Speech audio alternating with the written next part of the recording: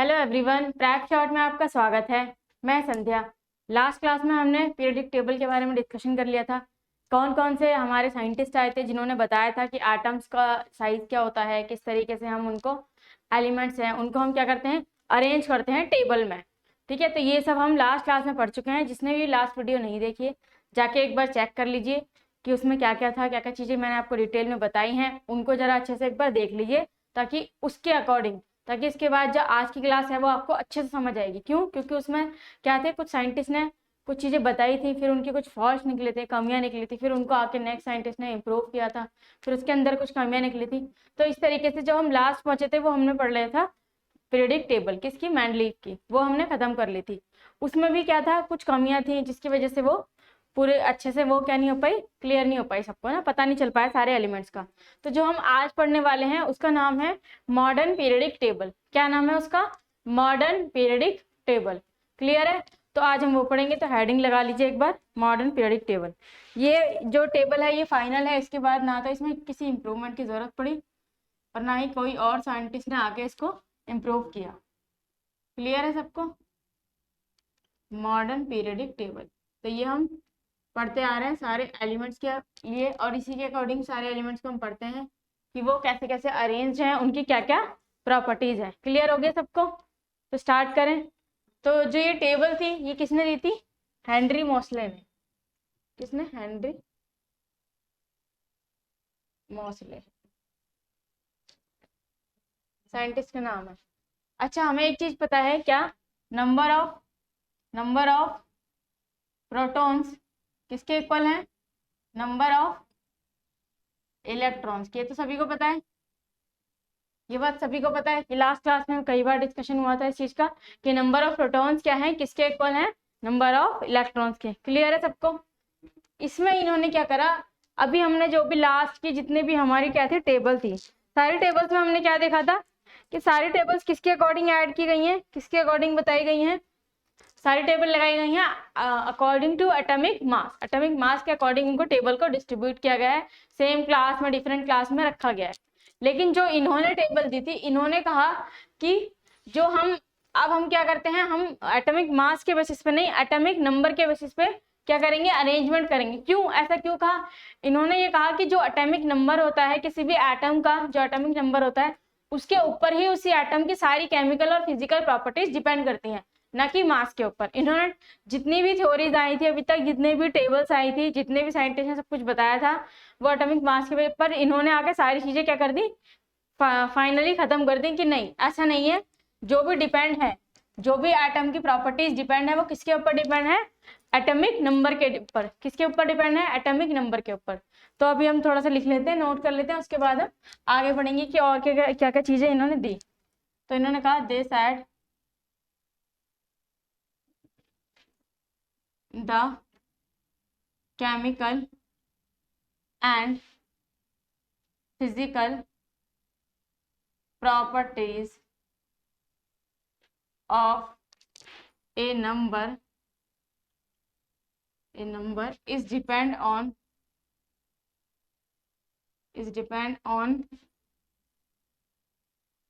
the atomic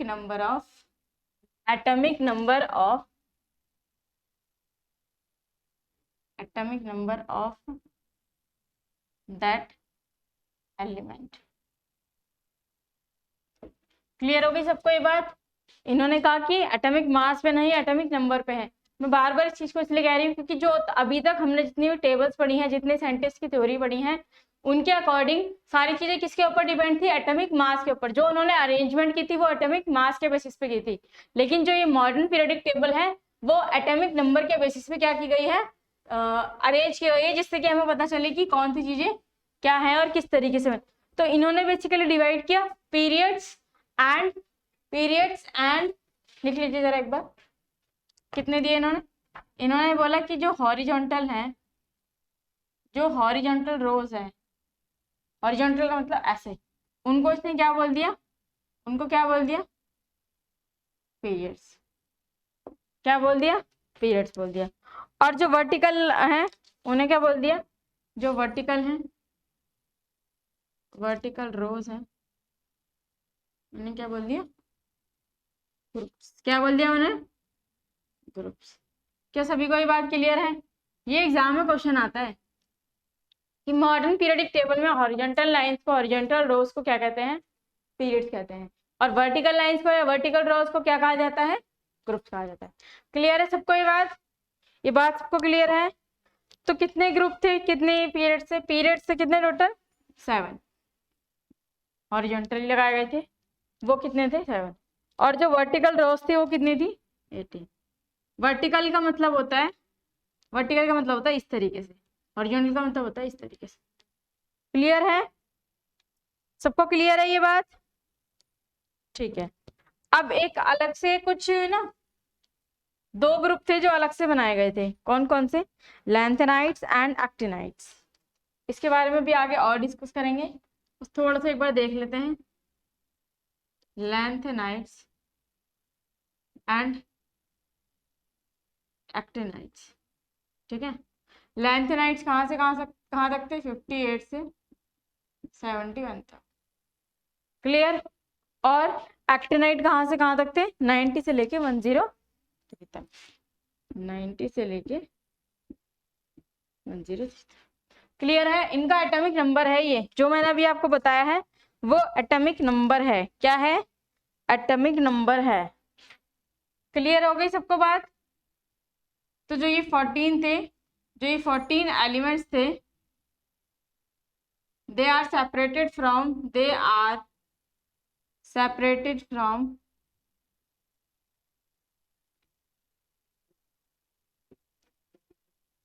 periodic table. क्यों ऐसा, क्यों क्यों कहा गया? ऐसा क्यों करा? पीरियडिक टेबल से उन्हें सेपरेट क्यों करा गया, अलग क्यों रखा गया? क्योंकि जो ये एक्टिनाइट्स है, देखिए 14 यहाँ पर है, 14 यहाँ पर है ना, 14 यहाँ है और 14 यहाँ है। तो देखिए मेरी बात सुनिए, मतलब इनको क्या था, अलग रखा गया। क्यों? क्योंकि ये ना सारे एक जैसे थे, इनकी प्रॉपर्टी सिमिलर थी, बिल्कुल एक जैसी थी, एग्जैक्ट कहते हैं ना, एग्जैक्ट कॉपी वो थी।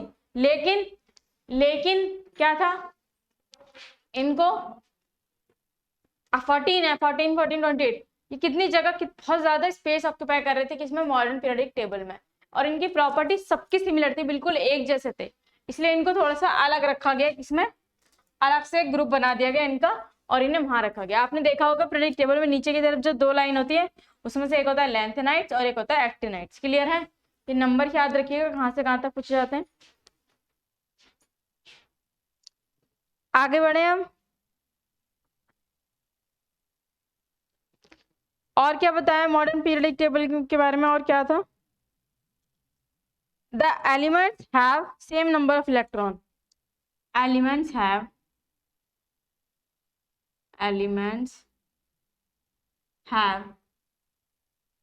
same number of electrons. Same number of electrons in their outermost shell. मतलब आउटरमोस्ट शेल मतलब जितने भी वैलेंस इलेक्ट्रॉन होंगे, अगर वो क्या है, सेम नंबर है, so they put into same class. ऐसे लिखेंगे, सो these elements put into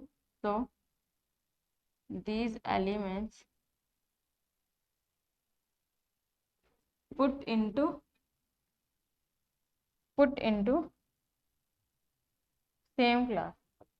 clear होगी सभी को बात? ये बात सभी को क्लियर है? क्लियर है? ठीक है, आगे बढ़े। थोड़े से और इसके बारे में चीजें जान लेते हैं, उसके बाद हम देखिए, इसको हम पहले रफ कर देते हैं, उसके बाद हम और जानेंगे। क्या क्या बताया मैंने आपको कि उनकी केमिकल प्रॉपर्टीज और फिजिकल प्रॉपर्टी किसके ऊपर डिपेंड है? एटॉमिक नंबर के ऊपर डिपेंड है। और क्या था इसके अकॉर्डिंग कि जो आउटर मोस्ट शेल में जितने भी इलेक्ट्रॉन है, वैलेंस इलेक्ट्रॉन मतलब वैलेंस इलेक्ट्रॉन की बात की गई है, तो वो सारे जिसमें भी सेम है उनको सेम क्लास में रखा गया है, जिसकी वजह से उनकी प्रॉपर्टी सबकी क्या है? सिमिलर हैं। क्लियर है सभी की बात? ये बात सबको क्लियर है? क्लियर। और लेंथेनाइट्स कहाँ से कहाँ तक होते हैं? 58 से 71 तक। और एक्टिनाइट्स कहाँ से कहाँ तक होते हैं? 90 से 103 तक। 14 नंबर होते हैं और इनको सेपरेट रखा गया है, एक अलग से इनका ब्लॉक बनाया गया है ताकि ये स्पेस ज्यादा न घेरे, क्योंकि प्रॉपर्टी सबकी सेम थी। अब देखिए, अब मॉडर्न पीरियडिक टेबल के बारे में कुछ चीजें जान लेते हैं, नोट कर लेते हैं। जो फर्स्ट पीरियड है उसमें क्या है? 2 एलिमेंट्स हैं और 8 एलिमेंट्स हैं सेकंड में और थर्ड में। क्या बोला मैंने? इसके बारे में एक बार लिख लीजिए, थोड़ा सा रफ आइडिया मैं आपको दे देती हूँ। द फर्स्ट पीरियड, ऐसे लिख देते हैं, the first period consist of 2 elements,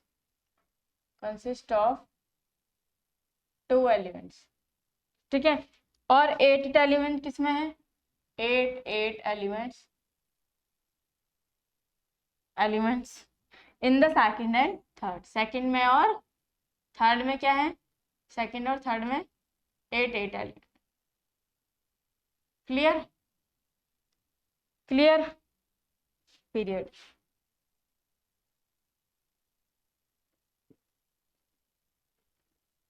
18 element है फोर्थ और फिफ्थ पीरियड में।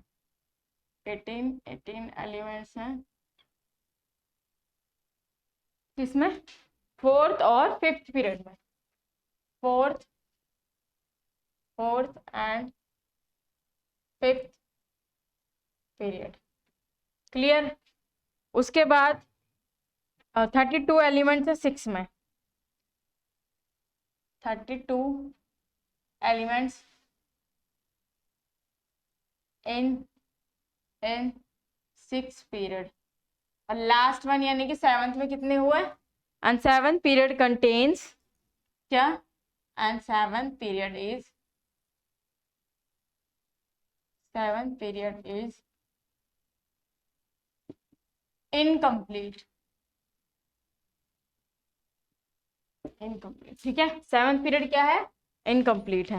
ये क्लियर हो गई सभी को बात? इसमें कोई डाउट तो नहीं है? पीरियड किस तरीके से थे मैं आपको एक बार ड्रॉ करके दिखा देती हूँ, रफ थोड़ी सी ड्रॉ करके दिखा देती हूँ कि किस तरीके से उसको डिजाइन किया गया था मॉडर्न पीरियडिक टेबल को। वैसे सबने आप लोगों ने देखी होगी कि टेबल कैसे दिखती है।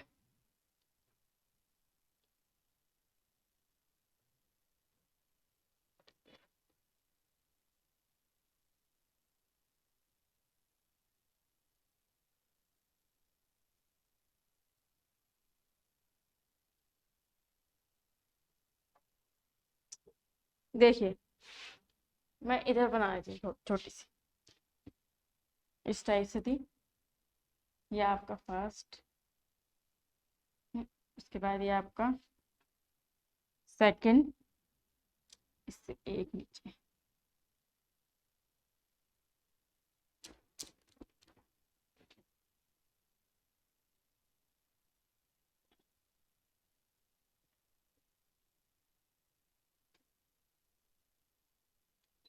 फर्स्ट ये सेकंड, उसके बाद ये थर्ड। यहीं पर से ये क्या था? डिवीजन था। 3 4 5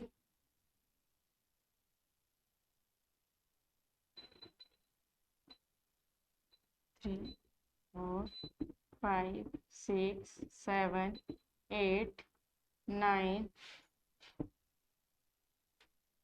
10 11 12 and 13।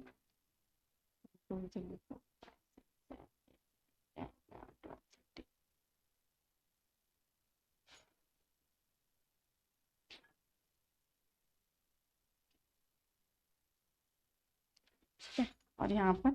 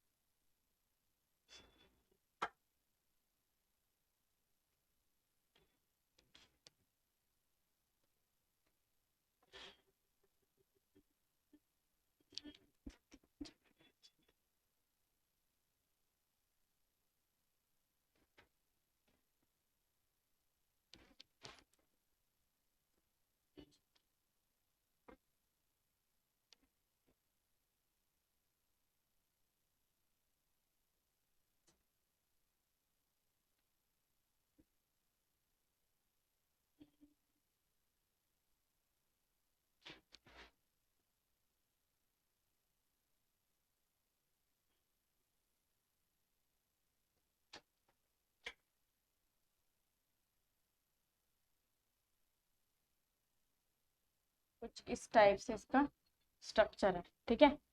1 2 3 4 5 6 7 8 9 10 11 12 13 14 15 16 and 17।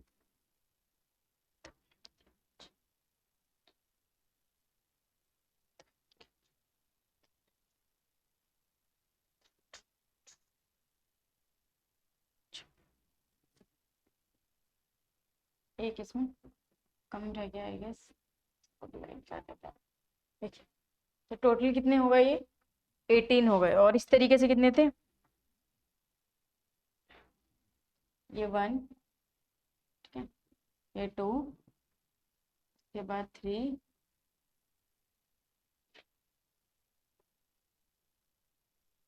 3 4 5 6 और 7, इस टाइप से इनका डिवीजन था। ये थे 7 और ये थे आपके 18, पूरे यहाँ से यहाँ तक थे 18। देखिए इसमें क्या लिखा है, जो फर्स्ट है आपका फर्स्ट पीरियड है उसमें 2 एलिमेंट थे, कौन कौन से, यहाँ पर हाइड्रोजन को प्लेस करते हैं हम, और ये। उसके बाद जो सेकंड है उसमें सेकंड और थर्ड में कितने थे, 8 8, यानी 1 2, यहाँ पर फिर इसके बाद थे 3 4 5 6 7 8, इस तरीके से ये वाले लाइन, क्लियर। उसके बाद 18 एलिमेंट्स किसमें थे, फोर्थ एंड फिफ्थ में, फोर्थ एंड फिफ्थ में, फोर्थ एंड फिफ्थ में। तो 1 2 3 4 5 6 7 8, ये पूरे 18 थे। तो यहाँ पर कितने थे, 18 थे। उसके बाद 32 एलिमेंट्स थे 6 में, यहाँ पर थे 32। 6 जो था 6 पीरियड था हमारा, उसमें 32 एलिमेंट्स थे। ऐसा क्यों था, क्योंकि एक के साथ, एक एलिमेंट्स के साथ एक और रखा गया था, ठीक है। और जो लास्ट वाला था वो 7th पीरियड था, वो इनकम्प्लीट था, बीच बीच में उसमें स्पेस खाली था। और यहाँ पर हमारे थे एक्टिनॉइड्स एंड लैंथेनॉइड्स, ये एक्टिनॉइड्स एंड लैंथेनॉइड्स को यहाँ पर रखा जाता है। क्लियर सभी को ये बात, क्लियर है, ठीक है। अभी इसी के बारे में डिस्कशन कर रहे हैं कि मॉडर्न पीरियोडिक टेबल में और क्या था। अब और इसमें क्या है, जो थर्ड क्लास है, जो थर्ड क्लास है 6 पीरियड की, उसमें 15 एलिमेंट्स थे। 6 पीरियड की थर्ड क्लास 1 2 3, ये वाली, ये थर्ड क्लास है, ठीक है। इसमें कितने थे, इसमें कितने एलिमेंट्स थे वो लिख लीजिए एक बार।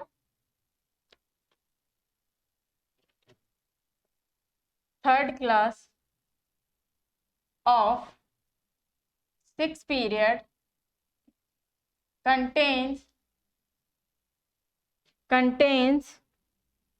15 elements, 15 elements ranging from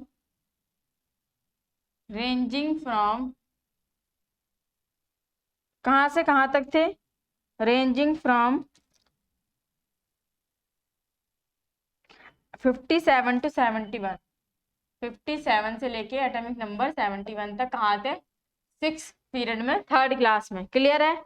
उसके बाद जिनको क्या कह दिया गया, एंथेनॉइड कह दिया गया, क्या कहा उन्हें, एंथेनॉइड कहा। और जो नेक्स्ट वाले थे उन्हें क्या कहा हमने, एक्टिनॉइड्स। देखिए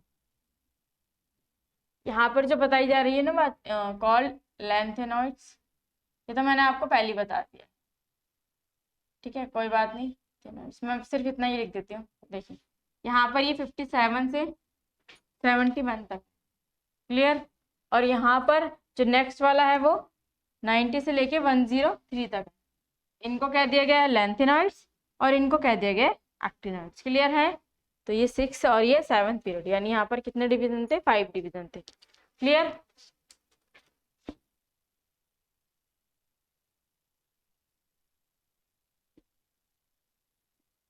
ये 1, ये 2,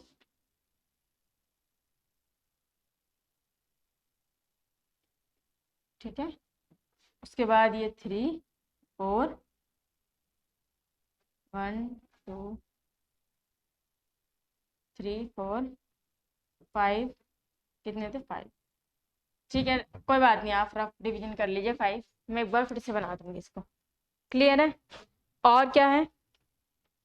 elements that have same number of electrons in the outer most orbit, ये भी मैंने आपको बता दिया, उनको हमने सेम क्लास में रखा, उनको सेम क्लास में रखा जिनके क्या थे, सेम एटॉमिक नंबर थे, आउटर मोस्ट शेल में सेम नंबर थे। अभी मैं एग्जांपल के थ्रू एक बार बता दूंगी, इसको मैं दोबारा बता दूंगी टेबल को। क्लियर? ठीक है, तो जिनके आउटर मोस्ट शेल में क्या थे, सेम नंबर थे, एटॉमिक नंबर सेम थे, उनको कहाँ रखा गया, सेम क्लास में रखा गया। क्यों रखा गया सेम क्लास में? क्योंकि उनकी प्रॉपर्टीज क्या थी, सेम थी।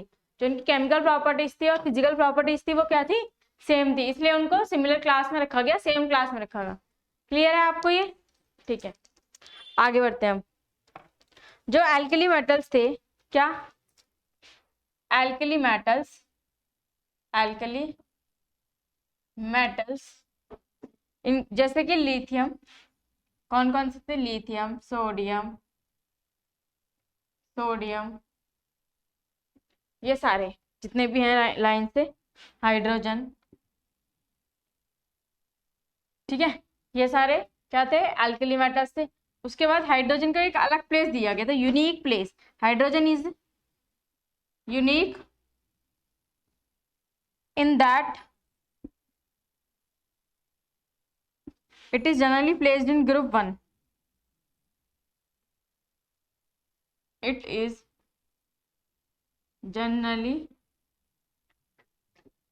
placed in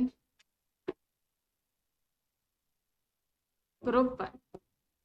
किसे, हाइड्रोजन को ग्रुप 1 में रखा गया। आपने देखा था यहाँ पर एक अलग से पोजीशन बताई थी मैंने ऊपर, ये वाला जो प्लेस था वो इंपॉर्टेंट था, वो किसके लिए रखा गया था, हाइड्रोजन के लिए। क्यों? क्योंकि एक हाइड्रोजन क्या है, एक यूनिक एलिमेंट था, उनको प्लेस नहीं मिला था, इसके लिए इसके साथ सिमिलर प्रॉपर्टीज नहीं, इसलिए उन्होंने उसको यूनिक जगह दे दी। ठीक है, क्यों? क्योंकि ये क्या था, कहाँ पर दी थी, वो भी ग्रुप 1 में। लेकिन ग्रुप 1 में क्या थे, सबको मेटल्स को रखा गया था, एल्कली मेटल्स को रखा गया था, लेकिन ये मेटल नहीं था, पर इसको ग्रुप 1 में रखा गया था। और इसकी प्रॉपर्टीज क्या थी, placed in group 1, but it is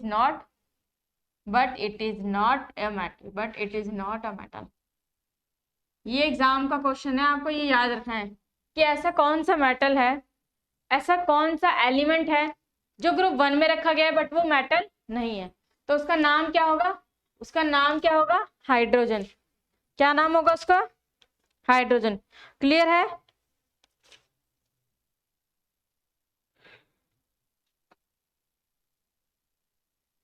अब देखिए आगे, जो एल्कलीन, क्या लिखा है मैंने यहाँ पे, alkaline earth metals, alkaline earth metal, beryllium, कौन कौन से हैं, beryllium, sodium, sorry, beryllium, magnesium, calcium,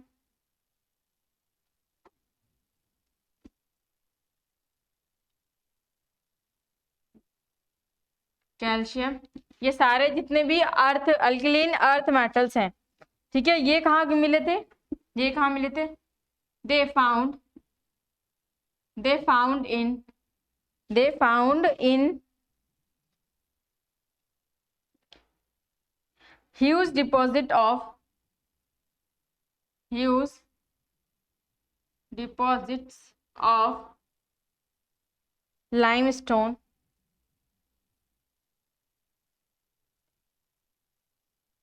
limestone and other metal, other mineral, क्या, अदर मिनरल। क्लियर है सबको, ये बात क्लियर है? नोबल गैसेस क्या है, हीलियम। अब उसके बाद क्या आई थी लास्ट में, नोबल गैसेस। वो कौन कौन सी थी, कौन कौन सी थी नोबल गैसेस, हीलियम, नियोन, ये सारी आपकी क्या थी, नोबल गैसेस थी। इन्हें नोबल गैस क्यों कहते हैं, ये अभी हम आगे डिस्कशन करेंगे इस चीज का, कि इनको ऐसा क्यों कहा जाता है। Are composed of only single atom, composed of only single atom, so they are called atom, so called monoatomic, क्या, क्या कह दिया हमने इसे, मोनोएटॉमिक। देखिए ध्यान से सुनिए मेरी बात, जो हीलियम है नियॉन है। आपने कभी भी देखा होगा, एक सिंपल सा एग्जांपल लेते हैं, आपने हमेशा लिखा हुआ देखा होगा H2, मैं दूसरे मार्कर से लिख देती हूँ। आपने लिखा है क्या क्या देखा है, H2 देखा, H2 आपने H2 लिखा देखा है, आपने O2 लिखा देखा है, आपने कभी भी H का सिंगल नहीं दिखा है ना, ऑक्सीजन को भी सिंगल नहीं, क्यों? क्योंकि H का हाइड्रोजन का एटॉमिक नंबर कितना होता है, 1 होता है। हाइड्रोजन का एटॉमिक नंबर कितना होता है, 1 होता है। तो उसको अपनी शेल कंप्लीट करने के लिए, एक कंपाउंड बनने के लिए, एक एलिमेंट बनने के लिए उसे क्या चाहिए, एक और चाहिए, ताकि इसके आउटर मोस्ट शेल क्या हो जाए, कंप्लीट। तो वो एक और हाइड्रोजन के साथ क्या करता है, बॉन्ड बना लेता है, और ये दोनों क्या हो जाता है, आपस में कंप्लीट हो जाते हैं, इसलिए हम इसे क्या लिखते हैं, H2 लिखते हैं। क्लियर? ऐसा ही ऑक्सीजन के साथ होता है। ऑक्सीजन का एटॉमिक नंबर कितना है, 8, 8 यानी 2 6, तो आउटर मोस्ट शेल में कितने हो गए, 6 हो गए। अब कैसे, ऑक्सीजन हो गया 1 2 1 2 और ये आपके 6 हो गए। ऐसे यहाँ पर 1 2, तो इसने क्या करा, ऑक्सीजन ने 6 से 8 2 यहाँ से ले लिया, और इस वाले ने 2 यहाँ से ले लिया, तो ये बीच में क्या बन गया, इनके डबल बॉन्ड बन गया। इससे क्या हो गए, पेयर हो गए। तो O2 मिलके कंबाइन होके इन्होंने क्या बना दिया, एक कंप्लीट बना दी, अपनी आउटर शेल को फुलफिल कर लिया, आउटर शेल को कंप्लीट कर लिया। उसकी वजह से क्या है, ये एनवायरमेंट में घूमते हैं। लेकिन आपने कभी भी हीलियम को ऐसा नहीं देखा होगा, ना ही आपने नियॉन को देखा होगा, वो हमेशा सिंगल लिखे जाते हैं। आपने हीलियम को कभी भी देखा होगा लिखा हुआ तो He, नियॉन को देखा होगा तो Ne, है ना, इस तरीके से। ऐसा क्यों, क्योंकि उनकी आउटर शेल क्या होती है, कंप्लीट होती है, आउटर शेल कंप्लीट होती है, फिल्ड होती है, इसलिए इन्हें बोलते हैं इनर्ट गैसेस भी बोलते हैं, नोबल गैसेस बोलते हैं, क्योंकि ये इजीली, क्योंकि किसी के साथ रिएक्ट नहीं करती, किसी भी एलिमेंट के साथ ये रिएक्ट नहीं करती, फर्दर बॉन्ड नहीं बनाती। क्यों नहीं बनाती, क्योंकि इनके पास कोई बॉन्ड बनाने के लिए आउटर शेल में कोई एलिमेंट नहीं है, आउटर शेल में कोई एलिमेंट नहीं है। क्लियर हो गई सभी को बात? एक बार फिर से बता देती हूँ, ठीक है। देखिए फर्स्ट पीरियड है, उसमें क्या है, 2 एलिमेंट्स हैं, 8 एलिमेंट्स किसमें, सेकंड और थर्ड में, और 18 एलिमेंट्स किस किस में, फोर्थ एंड फिफ्थ में। 32 एलिमेंट्स कितने किसमें है, 6 पीरियड में। और 7th पीरियड क्या है, इनकम्प्लीट है। 7th पीरियड क्या है, इनकम्प्लीट है, क्योंकि उसके लिए स्पेस छोड़ा गया, हो सकता है इसकी जैसे और मिल जाए, इसलिए उसे इनकम्प्लीट माना गया। थर्ड क्लास में 6 पीरियड में क्या है, 15 एलिमेंट्स है, और 57 से 71, ये तो मैंने आपको बता दिया। नीचे लास्ट वाले में होते हैं लैंथेनॉइड्स और एक्टिनॉइड्स, ये आपको पता है, ठीक है। अल्किली मेटल्स हैं, वो क्या है, लिथियम सोडियम, ये सारे अल्किली मेटल हैं। यहाँ पर इनके साथ, अल्किली मेटल्स के साथ हमने हाइड्रोजन को भी रखा है, इस तरीके से थी टेबल जो ऊपर इस तरीके से रखा गया। यहाँ पर जो है, यहाँ पर हमने हाइड्रोजन को रखा है, हाइड्रोजन को एक अलग प्लेस दिया गया, यूनिक प्लेस दिया गया, क्योंकि वो यूनिक है, उसकी प्रॉपर्टीज थोड़ी सी डिफरेंट है, इसलिए हम उसे क्या रखते तो हम उसे ग्रुप 1 में है, लेकिन वो मेटल नहीं है, तो ग्रुप 1 के एक ऐसा एलिमेंट जो मेटल नहीं है, वो कौन है, हाइड्रोजन है, उसको एक यूनिक प्लेस दिया गया है। क्लियर सभी को बात? जो अल्कलीन अर्थ मेटल्स हैं, जैसे बेरिलियम हो गया, मैग्नीशियम हो गया, कैल्शियम हो गया, जो कहाँ से आते हैं, लाइमस्टोन या ह्यूज डिपोजिशन से, अदर मिनरल्स, जो सारे कहाँ से मिलते हैं, जमीन के अंदर से मिलते हैं, उनको कहाँ रखा गया, उनको बोला गया अल्कलीन अर्थ मेटल्स। नेक्स्ट है आपका नोबल गैसेस। नोबल गैसेस कौन से हैं, हीलियम, नियॉन। इनके पास सिर्फ एक एटम होता है, सिंगल एटम होता है, जिसकी वजह से इन्हें क्या कहते हैं, मोनो एटमिक कहते हैं। क्या कहते हैं, मोनो एटमिक। मैंने एग्जाम्पल के थ्रू आपको बता दिया कि हीलियम को हमेशा हम He लिखते हैं, नियॉन को Ne लिखते हैं, लेकिन ऑक्सीजन को हमेशा H2, सॉरी हाइड्रोजन को H2 और ऑक्सीजन को O2 लिखते हैं। ऐसा क्यों, ये भी मैंने आपको बता दिया। चलिए फिर आगे बढ़ते हैं, जब तक इसे नोट कीजिए, समझिए।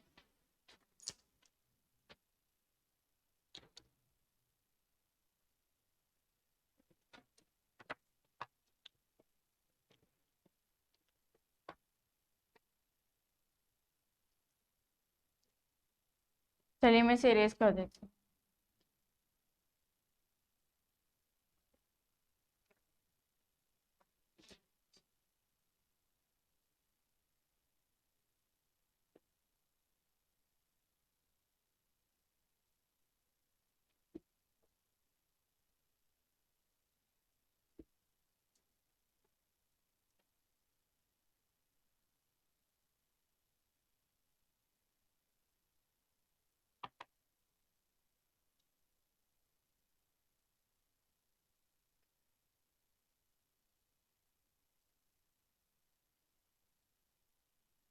ठीक है, इस तरीके से हमारी टेबल है।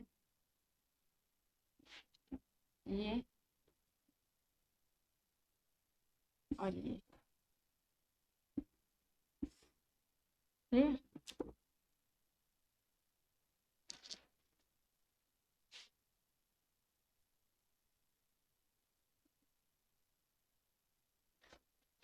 ठीक है,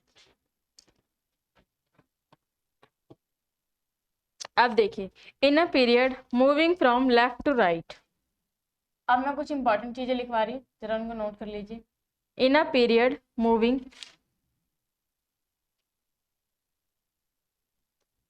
in a period moving left to right,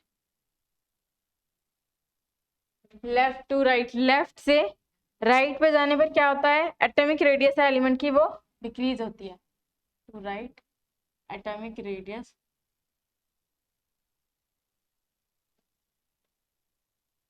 is decrease and ionisation energy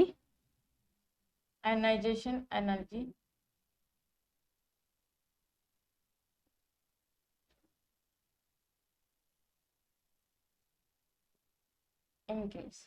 अब देखिए, मैं यहाँ पे कुछ टर्म लिख देती हूँ आपको, जिससे कि आपको नोट्स की तरह मिल जाए, क्लियर हो जाए कि आपको क्या क्या चीजें देखनी है, क्या क्या चीजें पढ़नी है।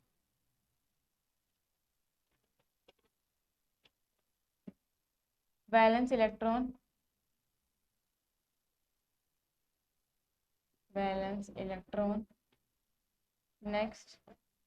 Next atomic radius,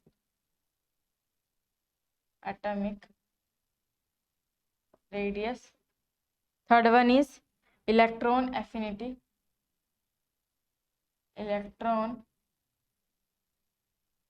affinity, fourth one is electronegativity,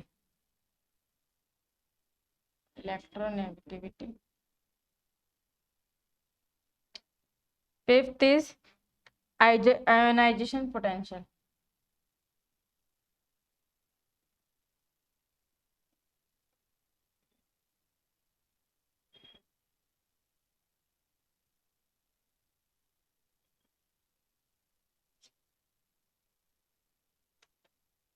metallic character, six is metallic character.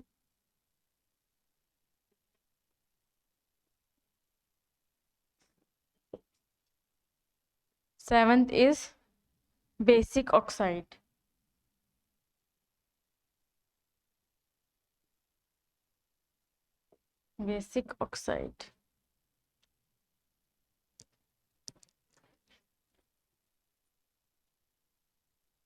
देखिए मैं यहाँ लिख देती हूँ एक बार, hydrogen, lithium sodium, potassium and rubidium. इनका एटॉमिक नंबर क्या है, इसका क्या है, 1 3 1 3 1 3 11 19 एंड 37। ठीक है, और ये वाली लाइन है आपकी, ये वाली लाइन है सोडियम मैग्नीशियम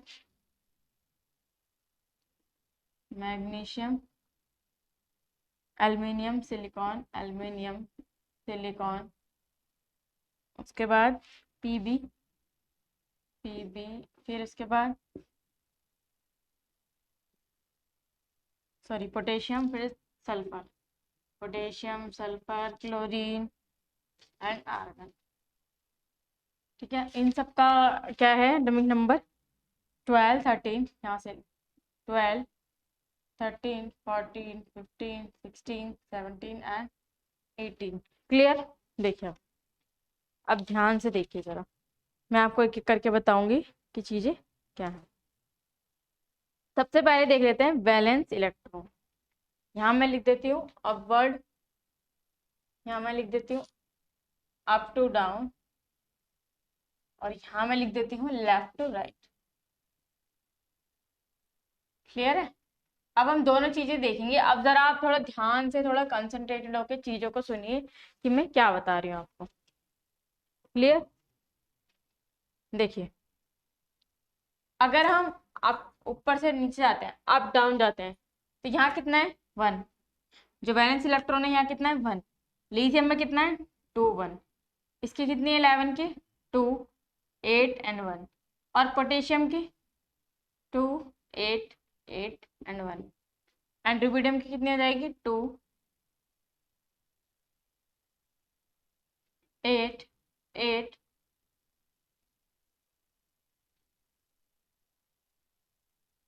8। और लास्ट में भी इसमें क्या बचेगा 1।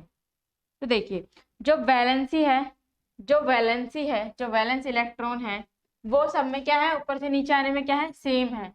तो अप टू डाउन क्या है वैलेंस इलेक्ट्रॉन सेम है। अप टू डाउन आने पे क्या है वैलेंस इलेक्ट्रॉन सेम है। और लेफ्ट टू राइट जाने पर कितने हैं, यहाँ पर 1 है 2 8 1। उसके बाद 12 में कितना होगा 2 8 2। उसके बाद 2 8 3 2 8 4 2 8 5। इस तरीके से क्या है वैलेंस इलेक्ट्रॉन क्या हो रहे हैं, इंक्रीज हो रहे हैं। क्या हो रहे हैं, इंक्रीज हो रहे हैं। कहाँ से कहाँ पर, लेफ्ट से राइट जाने पर, लेफ्ट से राइट जाने पर। देखिए, अब एक चीज देखिए, यहाँ पर क्या थे अप से डाउन, यानी हम हाइड्रोजन से कहाँ आ रहे थे, नीचे की तरफ आ रहे थे। हाइड्रोजन सबसे ऊपर है, हम नीचे की तरफ आ रहे हैं। हमने क्या देखा, हमें क्या देखना था कि वैलेंस इलेक्ट्रॉन का जो पोजीशन है वो क्या है। तो हमने देखा कि वैलेंस इलेक्ट्रॉन अगर हम ऊपर से नीचे आते हैं तो वो क्या होते हैं, सेम होते हैं। आपके एग्जाम में क्वेश्चन आता है कि रेडियस का क्या होता है जब हम ऊपर से नीचे आते हैं, लेफ्ट टू राइट जाते हैं तो इलेक्ट्रोनेगेटिविटी का क्या होता है, डिक्रीज होती है, इंक्रीज होती है, या पहले डिक्रीज होती है फिर इंक्रीज होती है, या फर्स्ट इंक्रीज होती है देन डिक्रीज होती है। इस टाइप के क्वेश्चन आते हैं एग्जाम में, इसलिए एक बार ध्यान से सुन लीजिए। एक बार में आपको सब कुछ समझ आ जाएगा और याद भी हो जाएगा। तभी मैंने टेबल इस तरीके से लिखवा, टेबल की फॉर्म में बनवाया ताकि आपको जल्दी से जल्दी याद हो सके। अगर मैं पूरा लिखवाती, पूरा रिटर्न करवाती तो आप पैराग्राफ के फॉर्म में तो आपको याद नहीं हो पाता बिल्कुल भी। इसलिए मैंने क्या करा है, टेबल की फॉर्म में लिखवाया, टेबुलर फॉर्म में। देखिए ध्यान से, ये क्या है वैलेंस इलेक्ट्रॉन सेम है। ऐसे करते हैं, पहले हम अप टू डाउन बात कर लेते हैं, उसके बाद हम लेफ्ट टू राइट करेंगे। क्लियर? देखिए, तो वैलेंस इलेक्ट्रॉन क्या है, सेम है। कहाँ पे, अप से डाउन, यानी ऊपर से नीचे आने पे। उसके बाद एटॉमिक रेडियस का क्या होगा, एटॉमिक रेडियस का क्या होगा, इंक्रीज होगी। देखिए कैसे, यहाँ पर क्या है एटम 1 है, यानी ये बिल्कुल इलेक्ट्रॉन के पास है। मैं ऐसे बनाती हूँ, इलेक्ट्रॉन यहाँ पे क्या है, ये आपका न्यूक्लियस है, न्यूक्लियस के पास है ये 1 इलेक्ट्रॉन। उसके बाद यहाँ पर क्या है 3 है, यानी 1 2 ये भर गई पूरी और दूसरी शेल आ गई। फिर उसके बाद तीसरी भी आउटर शेल आ गई इसमें, क्योंकि 2 8 एंड 1 है ना। फिर यहाँ पर चौथी आउटर शेल आ गई, फोर्थ वाली भी आएगी। तो इस तरीके से क्या हो रही है, आउटर शेल के जो नंबर्स हैं, जो आउटर शेल्स हैं, जो नंबर ऑफ शेल्स हैं वो क्या हो रहे हैं, इंक्रीज हो रहे हैं। इंक्रीज हो रहे हैं अप से डाउन आने पे, ऊपर से नीचे आने पे क्या हो रहे हैं, इंक्रीज हो रहे हैं। क्या, नंबर ऑफ शेल्स। तो जब नंबर ऑफ शेल्स होंगे, देखिए ना, ये अगर आपका इतना ट्राइंगल है तो इसकी रेडियस ये है, लेकिन आपका ट्राइंगल इतना हो जाएगा तो इसकी रेडियस क्या हो जाएगी, इसके कंपैरिजन में ज्यादा हो जाएगी, बढ़ जाएगी। तो हम क्या लिखेंगे, एटॉमिक रेडियस क्या है, अप टू डाउन क्या होती है, इंक्रीज होती है। क्या होती है, इंक्रीज होती है। क्लियर हुई ये बात आपको कि इंक्रीज कैसे हुई है, ये क्लियर हुई है आपको बात, इंक्रीज कैसे हुई। ठीक है, अब आगे देखिए, जो इलेक्ट्रॉन एफिनिटी है, पहले समझिए कि इलेक्ट्रॉन एफिनिटी होता क्या है, उसके बाद हम देखेंगे कि ये चीजें क्या है। डिक्रीज, देखिए ये क्या होगी,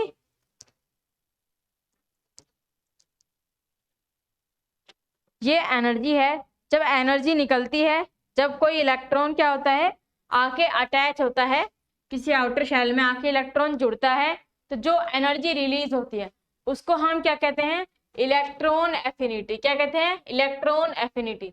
मतलब इलेक्ट्रॉन को एब्जॉर्ब करने की, अट्रैक्ट करने की जो पावर है, जो एनर्जी है, उसे बोलते हैं इलेक्ट्रॉन एफिनिटी। अब मेरे को ये बताइए, जब एक हाइड्रोजन के पास एक है तो हाइड्रोजन को एक ही चाहिए, इलेक्ट्रॉन एक ही चाहिए, तो उसके पास अटैच होने की जो टेंडेंसी है जो अमाउंट ऑफ एनर्जी है जब रिलीज होगी इलेक्ट्रॉन की, जब आके कोई इलेक्ट्रॉन अटैच होगा, तो क्या वो ज्यादा होगा या कम होगा? क्या होगा, ज्यादा होगा या कम होगा? बताइए, एक बार सोच के बताइए। देखिए, जब इसके पास एक ही इलेक्ट्रॉन है, एक ही इलेक्ट्रॉन है इसके पास, तो इसको अपनी आउटर शेल को कंप्लीट करने, अगर ये एक इलेक्ट्रॉन दे देगा, मैं बोल रही हूँ कि चलो ठीक है एक इलेक्ट्रॉन ये लेता नहीं है, देता है, तो अगर ये एक इलेक्ट्रॉन दे देगा तो उसके पास टोटल एक ही है, और एक वो दे देगा तो उसका तो एटम खत्म हो जाएगा ना, उसके एटम के पास कुछ बचेगा नहीं। तो क्या होगा, उसके एटम को एक इलेक्ट्रॉन चाहिए, हर हालत में चाहिए, है ना, उसे चाहिए होगा। तो उसे क्या है, ज्यादा नीड है, ज्यादा नीड है किसकी, इलेक्ट्रॉन की। तो इलेक्ट्रॉन की ज्यादा नीड है, तो जब उसके पास इलेक्ट्रॉन आएगा तो वो क्या करेगा, ज्यादा एनर्जी रिलीज करेगा। क्या करेगा, ज्यादा एनर्जी को बाहर रिलीज करेगा। क्लियर होगी सबको ये बात? क्लियर है? तो यानी यहाँ पर हाइड्रोजन पे ज्यादा है। अब लिथियम पे आते हैं। लिथियम की एक इनर शेल जो है कंप्लीट है, आउटर शेल बाहर वाली जो है एक इलेक्ट्रॉन है। तो अब लिथियम सब कुछ दोनों चीजें कर सकता है, या दे भी सकता है या ले भी सकता है। एक इलेक्ट्रॉन दे भी सकता है या एक इलेक्ट्रॉन ले भी सकता है। अब मेरे को ये बताइए, एक इलेक्ट्रॉन देने में उसको ज्यादा फायदा है या एक इलेक्ट्रॉन आके उसके पास अटैच होगा? अगर इसके कंपैरिजन में देखा जाए तो एक इलेक्ट्रॉन अगर उसके पास आके अटैच होता है तो इतनी एनर्जी नहीं रिलीज होगी जितनी हाइड्रोजन ने की थी। क्यों? क्योंकि उसकी जो इनर शेल है वो कंप्लीट है। अगर एक इलेक्ट्रॉन चला भी जाएगा तो उससे कोई इफेक्ट नहीं पड़ेगा। क्यों? क्योंकि जो फाइनली क्या करना होता है, इलेक्ट्रॉन को स्टेबल बनाना होता है खुद को, तो वो स्टेबल हो जाएगा। तो इसके कंपैरिजन में यहाँ पर कम एनर्जी रिलीज होगी। उसके बाद एक और देख लेते हैं सोडियम का। सोडियम में 281, तो जब यहाँ पर इलेक्ट्रॉन आके जुड़ेगा या फिर इलेक्ट्रॉन यहाँ से जाएगा तो इसके कंपैरिजन में थोड़ी कम एनर्जी रिलीज होगी। इसलिए यहाँ पे क्या हो रहा है, तो हम बोल सकते हैं इलेक्ट्रॉन एफिनिटी क्या हो रही है, डिक्रीज हो रही है। क्या हो रहा है, इलेक्ट्रॉन एफिनिटी डिक्रीज हो रही है। अच्छा, इलेक्ट्रॉन नेगेटिविटी क्या होता है? इलेक्ट्रॉन नेगेटिविटी क्या होता है?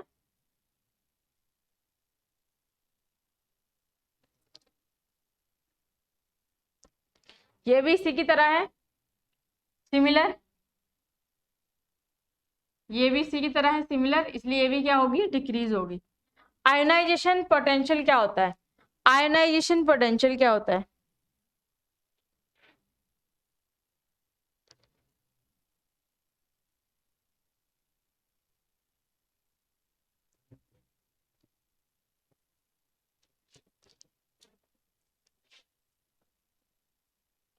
आयोनाइजेशन पोटेंशियल होता है, ये एक ऐसी एनर्जी होती है जो क्या होती है, सफिशिएंट होती है किसी गैस मॉलिक्यूल को आयोनाइज करने के लिए, या फिर उसमें से इलेक्ट्रॉन को लेने के लिए, उसमें से इलेक्ट्रॉन को रिमूव करने के लिए पूरी तरीके से।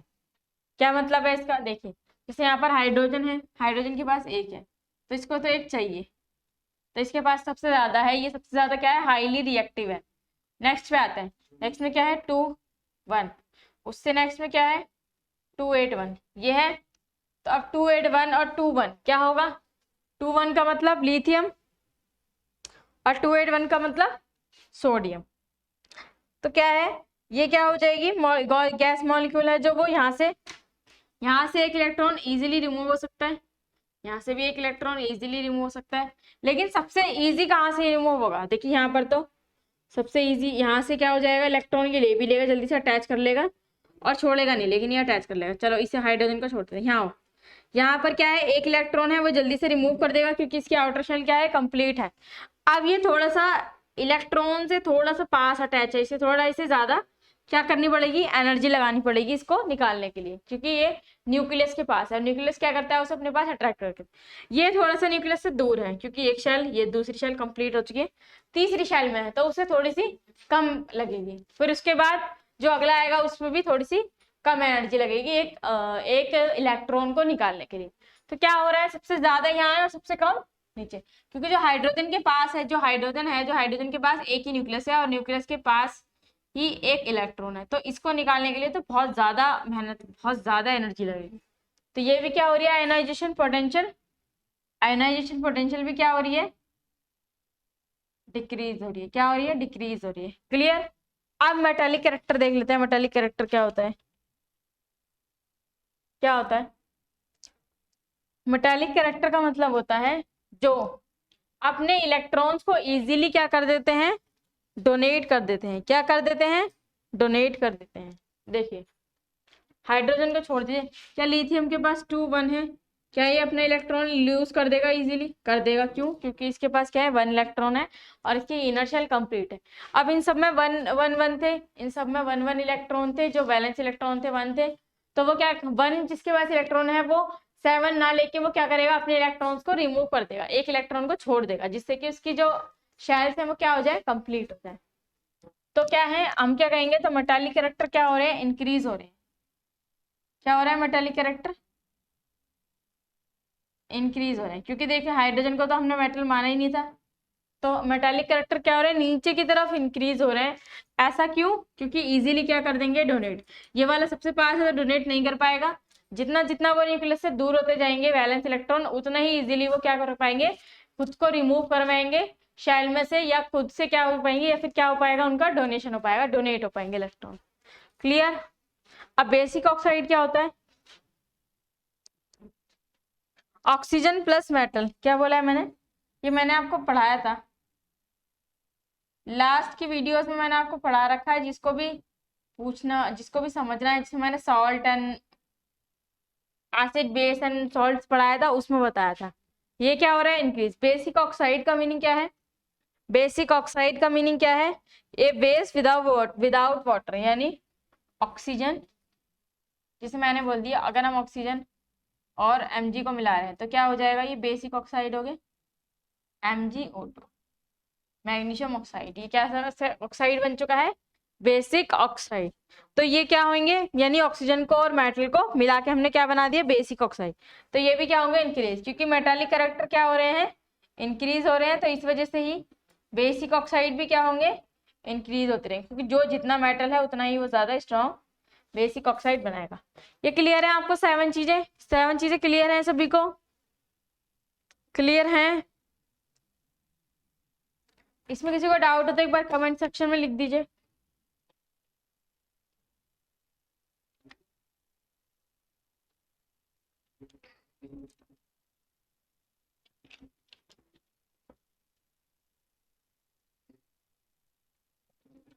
ठीक है, आगे बढ़ते हैं। देखिए वैलेंस इलेक्ट्रॉन क्या है? अप से डाउन, यानी ऊपर से नीचे आने पे क्या क्या हो रहा है हम ये देख लेते हैं। वैलेंस इलेक्ट्रॉन सेम है, 1 1 है सबकी वैलेंसी। एटॉमिक रेडियस क्या हो रही है? इंक्रीज हो रही है। एटॉमिक रेडियस क्या हो रही है? इंक्रीज हो रही है, क्योंकि नंबर ऑफ शेल्स भी क्या हो रही है?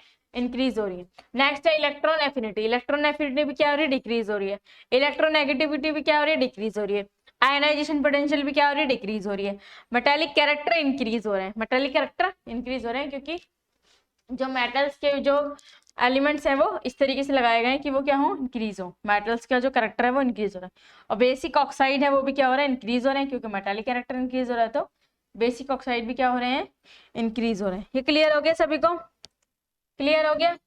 अब हम चलते हैं लेफ्ट टू राइट। अब हम चलते हैं लेफ्ट टू राइट।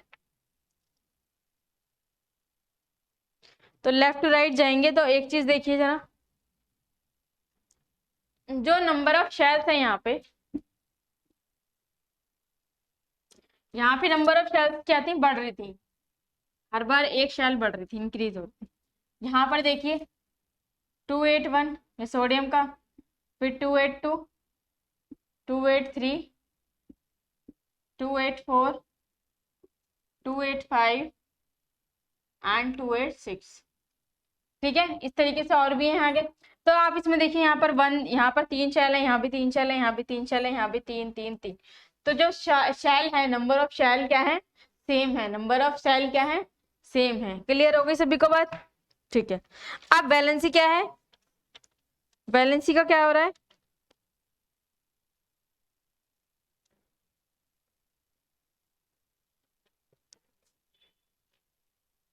वैलेंसी क्या हो रही है? देखिए यहाँ पे 1 है, ये 1 है, ये 2 है, ये 3 है और ये 4 है। लेकिन यहाँ पे 5 नहीं है, यहाँ पर 3 है। वैलेंसी 3 है।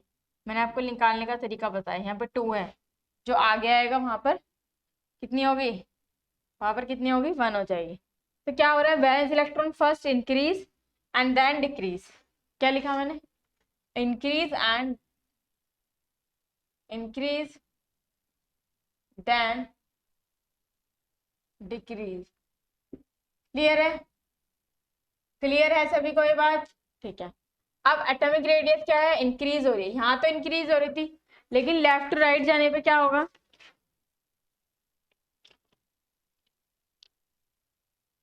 लेफ्ट टू राइट जाने पर क्या होगा, देखिए यहाँ पर इंक्रीज क्यों हो रही थी, क्योंकि नंबर ऑफ शेल्स क्या थे, बढ़ रहे थे, नंबर ऑफ शेल्स क्या थे, बढ़ रहे थे, लेकिन यहाँ पर नंबर ऑफ शेल्स क्या है, सेम है, आउटर शेल जो है सेम है, तो हम यहाँ एटॉमिक रेडियस नहीं बढ़ेंगे क्योंकि वो सेम ही रहेगी। हम क्या देखते हैं यहाँ पे, एटॉमिक साइज क्या होगा, डिक्रीज होगा, एटॉमिक साइज क्या होगा, डिक्रीज। अगर मैं यहाँ बात करूँ एटॉमिक साइज की, तो एटॉमिक साइज क्या होगा, डिक्रीज होगा, डिक्रीज।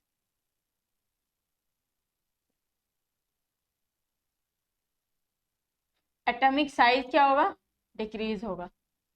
एटॉमिक रेडियस की बात नहीं कर रहे, पहले हम एटॉमिक साइज की बात कर लेते हैं। ऐसा क्यों होगा, डिक्रीज क्यों होगा atomic size, atomic size decrease क्यों होगा, एटॉमिक साइज इसलिए डिक्रीज होगा क्योंकि यहाँ पर इसके पास 1 इलेक्ट्रॉन है, वैलेंस इलेक्ट्रॉन, यहाँ पर इसके पास 2 इलेक्ट्रॉन है, यहाँ पर इसके पास 3 है, यहाँ पर 4 है, इसके पास फिर से 3 है, फिर क्या है, 2 है, मतलब आउटर शेल में अगर हम देखें तो यहाँ 3 है, यहाँ 4 है, फिर 5 है, फिर 6 है।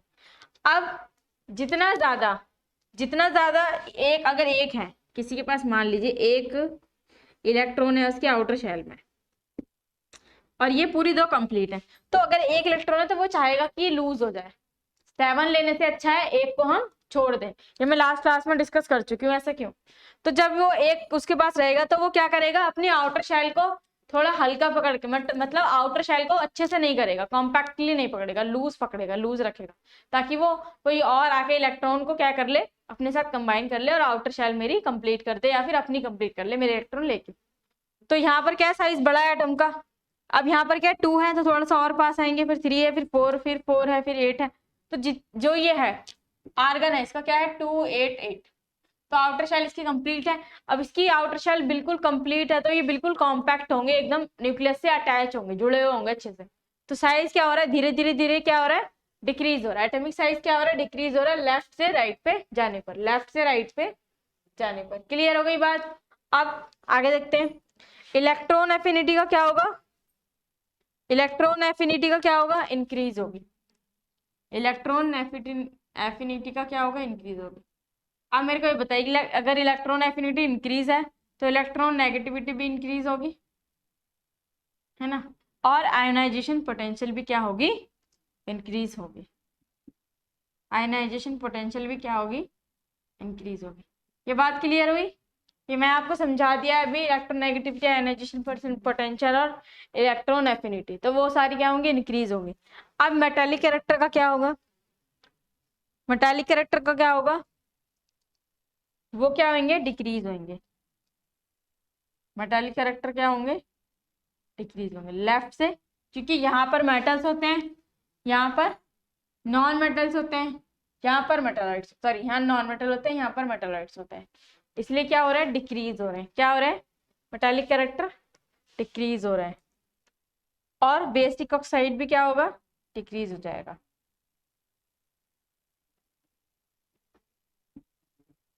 बेसिक ऑक्साइड भी क्या हो जाएगा, डिक्रीज जाएगा, क्योंकि ऑक्सीजन के साथ मेटल तो इस तरफ है, मेटल इस तरफ थोड़ी है, तो क्या हो जाएगा, बेसिक ऑक्साइड की फॉर्मेशन भी क्या हो जाएगी, डिक्रीज हो जाएगी। ये बात सभी को क्लियर है, सभी को बात समझ आ रही है?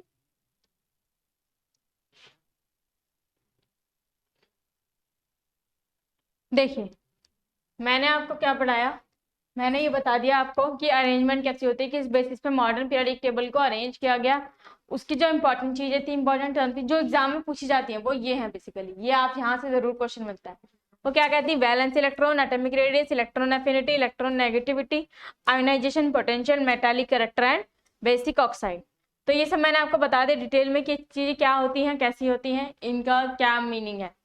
तो अगर अप से डाउन यानी ऊपर से नीचे आते हैं तो वैलेंस इलेक्ट्रॉन सेम रहते हैं, एटॉमिक रेडियस इंक्रीज होती है, electron negativity, electron affinity and ionization potential क्या होती है, डिक्रीज होती है, मेटालिक कैरेक्टर क्या होते हैं, इंक्रीज होते हैं, बेसिक ऑक्साइड क्या होते हैं, इंक्रीज होते हैं। क्लियर? अब लेफ्ट से राइट पे जाएंगे, लेफ्ट से राइट पे जाएंगे तो क्या होगा, मेटालिक कैरेक्टर तो डिक्रीज होंगे क्योंकि इस तरफ मेटल है, फिर नॉन मेटल है, फिर मेटलाइट्स हैं, सॉरी मेटलाइट्स हैं, फिर नॉन मेटल, तो वैलेंस इलेक्ट्रॉन क्या हो रहे हैं, पहले इंक्रीज हो रहे हैं फिर डिक्रीज हो रहे हैं। एटॉमिक साइज क्या हो रहा है, डिक्रीज हो रहा है, तो इनकी एटॉमिक रेडियस भी क्या होगी, डिक्रीज होगी। ठीक है, electron affinity, electron negativity and ionisation potential तीनों क्या होंगे, इंक्रीज होंगे। और जो मेटालिक कैरेक्टर है मैंने बता दिया आपको, डिक्रीज होंगे। और बेसिक ऑक्साइड भी क्या होंगे, डिक्रीज होंगे, क्योंकि मेटल के साथ ऑक्साइड बने हैं। मेटल सिर्फ इस तरफ है, मेटालिक कैरेक्टर आगे आगे डिक्रीज हो रहे हैं, इसलिए बेसिक ऑक्साइड भी क्या होंगे, डिक्रीज होंगे। क्या ये बात सभी को समझ आई, सभी को आज की क्लास क्लियर हुई? तो फिर जिस जिसको क्लास क्लियर हो गई, समझ आ गई, वीडियो को लाइक कीजिए फटाफट से और चैनल को सब्सक्राइब कर लीजिए। तब तक के लिए इतना ही पढ़िए, फिर मिलते हैं नेक्स्ट क्लास में। Thank you.